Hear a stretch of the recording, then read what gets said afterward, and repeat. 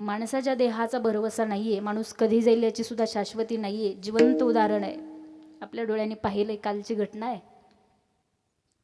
या महाराष्ट्राचं काळीज, या महाराष्ट्राचं नेतृत्व कर्तृत्व करणारा एक व्यक्ती या महाराष्ट्राला सोडून गेलेला आहे. ही पोकळी कधी न भरणारी आहे. आणि देवालाही चांगले चांगले माणसंच देवालाही आवडतात. जे माणसं चांगला महाराष्ट्र घडवतात, काहीतरी चांगलं कर्तृत्व करतात, चांगलं काम जे महाराष्ट्रामध्ये करतात, तीच माणसं या महाराष्ट्रातून आज चालली आहेत. अजितदादा पवार गेलेत आपल्यातून. अत्यंत अंतकरण पिळवून टाकणारी ही गोष्ट आहे. काळाचा महिमा काळाची जाणे, कठीण तुमचे अचानक जाणे, आजही घुमतो सूर तुमचा कानी, श्रद्धांजली वाहताना येते डोळ्यात पाणी. चांगली माणसं या महाराष्ट्राला सोडून आज चाललेली आहेत. म्हणून सांगायचं एकच आहे, जीवन जगत असताना काही जरी नाही ना करता आलं दादा, एक चांगला माणूस म्हणून जीवन जगा. नाही पैसा कमवता आला तरी चालेल, नाही जमीन घेता आली तरी चालेल, पण खऱ्या अर्थानं आपण आपलं एक चांगला माणूस म्हणून जर जीवन जगलो ना, हीच आपली खरी आपल्या आयुष्याची संपत्ती असेल. म्हणून चांगलं जीवन जगा.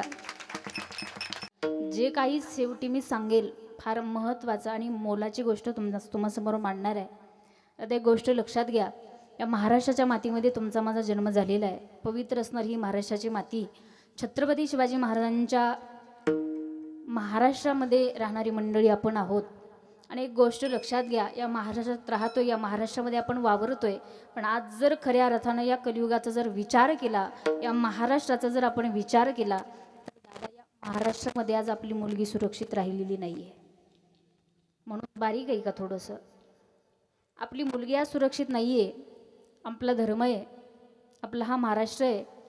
ज्या महाराष्ट्रासाठी, ज्या स्वराज्यासाठी माझ्या छत्रपती शिवाजी महाराजांनी स्वतःचं बलिदान या महाराष्ट्राला दिलं, धर्मवीर संभाजी महाराजांनी स्वतःचं बलिदान या महाराष्ट्राला दिलेलं आहे, आणि त्याच महाराष्ट्रामध्ये आज आमची मुलगी सुरक्षित राहिलेली नाही आहे. पहिलं म्हणजे एक गोष्ट मला सांगायची तुम्हाला, आपल्या मुलीला भरपूर शिकवा, नोकरीला लावा, भरपूर असं शिकवा, पण आपली मुलगी सध्याच्या या कलियुगामध्ये एकटी मुलगी बाहेर कुठे पाठवू नका. विनंती असेल माझी तुम्हाला. का सांगते, या छत्रपती शिवाजी महाराजांच्या महाराष्ट्रात राहतोय आपण, पण लोकांची वृत्ती एवढी बिघडली आहे, एवढी बिघडली आहे दादा, एका आजोबाला स्वतःचे नात पण कळत नाही आहे, इतकी लोकांची वृत्ती बिघडली आहे. एक गोष्ट लक्षात घ्या, नवरात्र उत्सव आला की आपण थाटामाटात साजरा करतोय. महिला मंडळ तुम्हाला आवर्जून माझं सांगणं आहे, 3 गोष्टी आपल्या मुलीला शिकवा. नवरात्र उत्सव आला की थाटामाटात साजरा करतोय, 9 कलरच्या 9 साड्या आपण घालतोय. कोणी सांगितलं? कोणी सांगितलं साड्या 9 कलरच्या घातल्या पाहिजेत? कुठल्या ग्रंथात लिहिलेलं नाहीये, कुठल्या पुराणात सांगितलेलं नाहीये. घालू नका या मताची नाही, घाला, पण जे अगोदर करणं काळाची गरज आहे ती गोष्ट जीवनात करा. देवीच्या अंगावरच्या वस्त्रांकडे लक्ष ठेवण्यापेक्षा देवीच्या अंगावरच्या शस्त्राकडे लक्ष ठेवा, आणि करणं काळाची गरज आहे. कारण आज गावागावात प्रशिक्षण वर्ग आहेत, कधीतरी एकत्रित या. आपली मुलगी जर सुरक्षित पाहिजे असेल तर आपल्या मुलीला 3 गोष्टी आल्याच पाहिजेत. आपल्या मुलीला दानपट्टा चालवायला यायलाच हवा, आपल्या मुलीला तलवारबाजी करायला यायलाच हवी, आपल्या मुलीला लाठीगाठी करायला यायलाच हवी. या जर गोष्टी तिला येत नसतील, समजा तिचं आयुष्य, तिचं जीवन धोक्यात आहे. आणि येणाऱ्या कलियुगामध्ये सध्या हे करणं फार काळाची गरज आहे. रोज एक घटना घडती, रोज एक घटना घडती आहे. आपण पाहतोय सोशल मीडियावरती, मुली कापल्या जात आहेत, कापून फ्रीजमध्ये ठेवल्या जात आहेत. आपला धर्म आहे, त्याच्या पाठीमागं कारण महिला मंडळ. आपल्या मुलाला संस्कार देताना चांगले संस्कार द्या. एखाद्या मुलीचं आयुष्य बर्बाद होईल दादा, इतके वाईट वागू नका. शब्द बारीक आहे का? या महाराष्ट्रामध्ये राहणारी सगळी मुलं सारखी नाहीत, या महाराष्ट्रामध्ये राहणारी सगळी मुलं सारखी नाही आहेत, पण अशी काही नराधम जन्माला आली की त्यांनी मुलींचं आयुष्य बर्बाद केलं.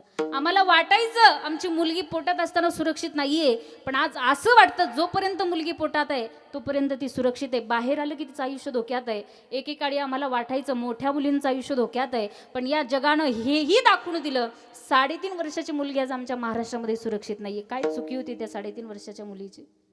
कितीतरी स्वप्न अंतकरणामध्ये ठेवून त्या आई वडिलांनी तिला जन्माला घातले असेल. एखादी मुलगी डॉक्टर पाहिली असेल, एखादी मुलगी कलेक्टर पाहिली असेल, एखादी मुलगी आमदार पाहिली असेल, एखादी मुलगी कीर्तनकार पाहिली असेल, आणि अंतकरणात स्वप्न ठेवून तिला जन्माला घातलं असेल, माझी मुलगी अशीच घडेल. दगडानं ठेचून मारलं त्या मुलीला. काय चुकी होती तिची? सुरक्षित नाही राहिली आज आमची मुलगी महाराष्ट्रामध्ये. तुम्हाला सांगणं आहे माझं, आपला मुलगा 12च्या नंतर जर बाहेर फिरत असेल तर तो आत्तापर्यंत कुठं होता हे विचारणं तुमचं कर्तव्य आहे. आईचं आणि वडिलांचं विचारणं कर्तव्य आहे. आपली मुलगी 6च्या नंतर घराबाहेर पडता कामा नये. ती जर बाहेर असेल, आपलं काळीज धडधड करतं, मुलगी कुठं असेल, काय करत असेल, कुठं फिरत असेल. पण एक गोष्ट लक्षात घ्या, आपल्या मुलाला जर आपण चांगले संस्कार दिले ना, तर मला वाटतं महिला मंडळ या महाराष्ट्रामध्ये अशी वाईट नराधम जन्माला येणार नाहीत. तुम्ही म्हणाल ताई आम्ही का संस्कार देत नाही का? देताय. नाही आहे मताची नाही आहे मी. तुम्ही हे संस्कार करताय, पण तुमचे संस्कार असे आहेत, तुमचा मुलगा जर रडायला लागला तर त्याच्या हातात तुम्ही हरिपाठ देतात का? ज्ञानेश्वरी देता?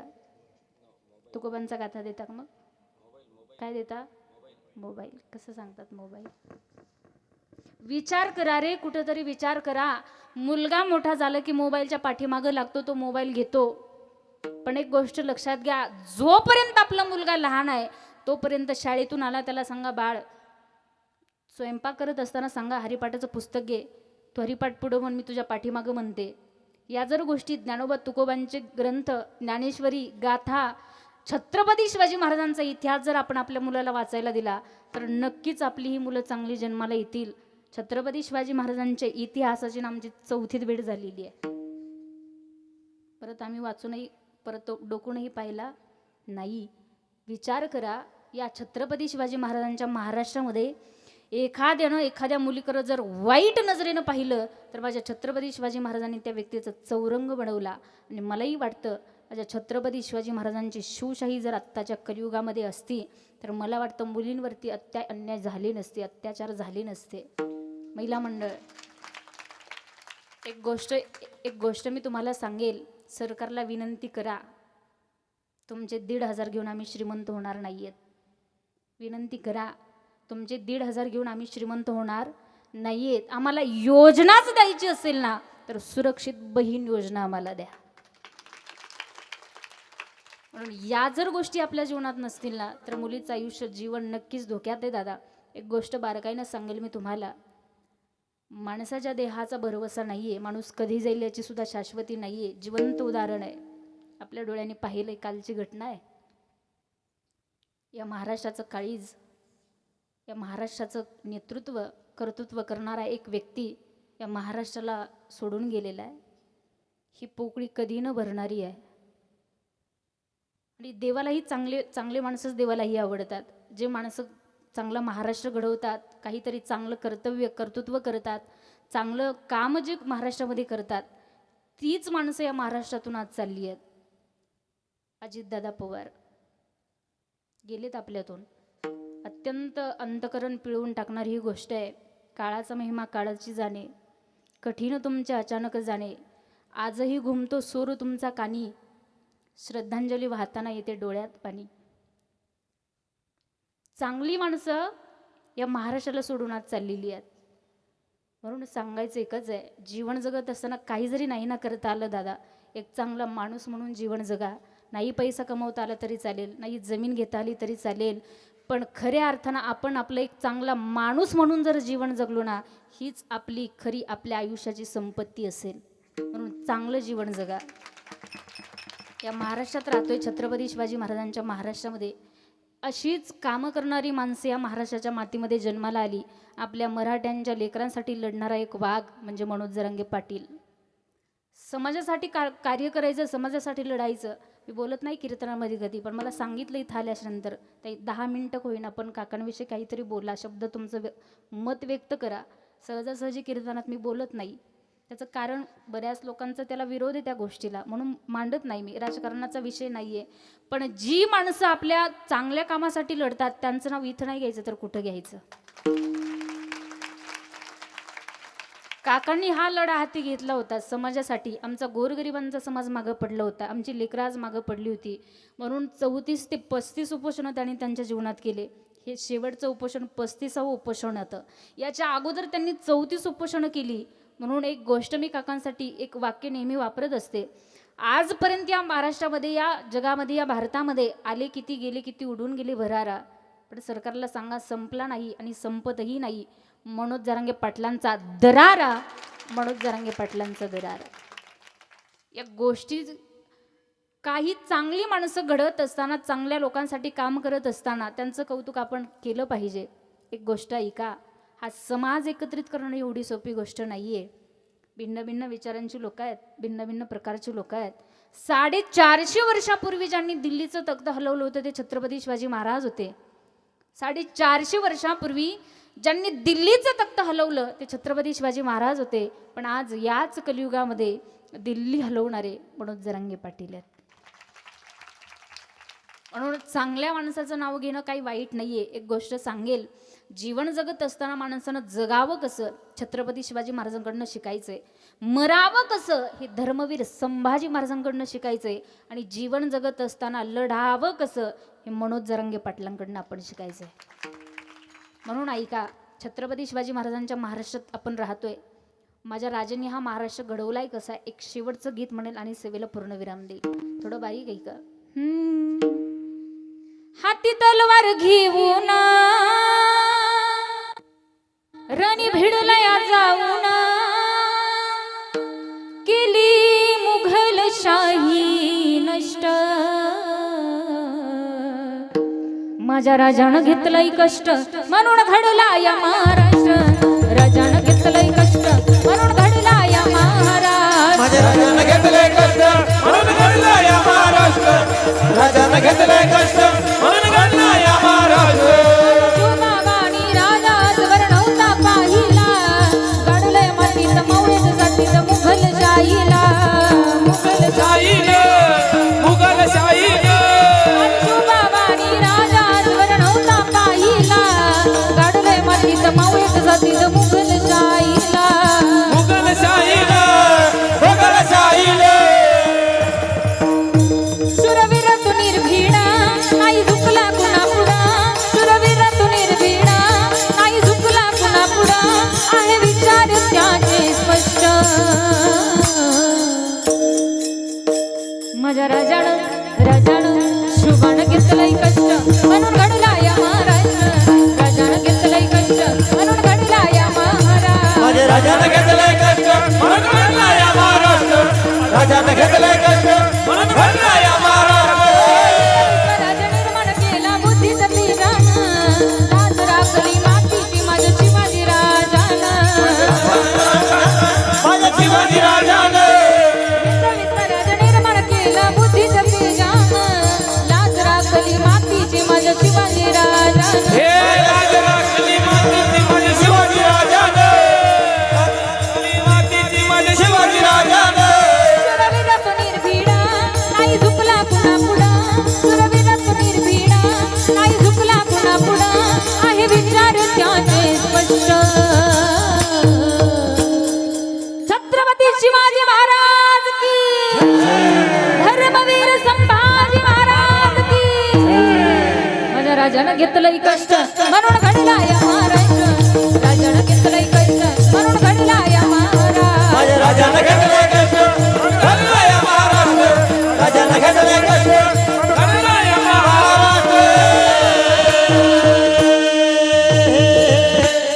शहाजीचं बाळ काळाचा काळ जिजाऊचं बाळ काळाचा काळ शिवनेरीवर जन्मला शिवबा शिवनेरीवर जन्मला राजानं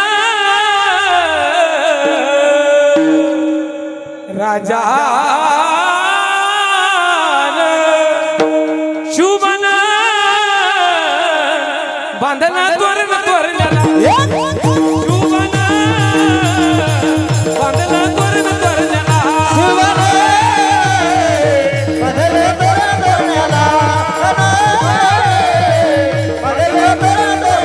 शहाजीचं बाळ, काळाचा काळ.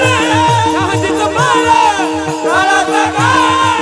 शिवनेरीवर जन्मला शिवबा. शिवनेरीवर जन्मला